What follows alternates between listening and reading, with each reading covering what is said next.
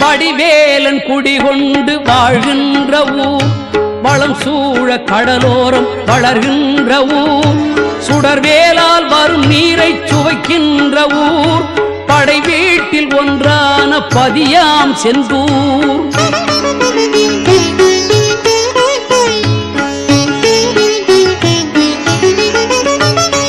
வடிவேலன் குடிகொண்டு வாழ்கின்ற ஊர், வளம் சூழ கடலோரம் வளர்கின்ற ஊர், சுடர்வேலால் வரும் நீரை சுவைக்கின்ற ஊர், படை வீட்டில் ஒன்றான பதியாம் செந்தூர்.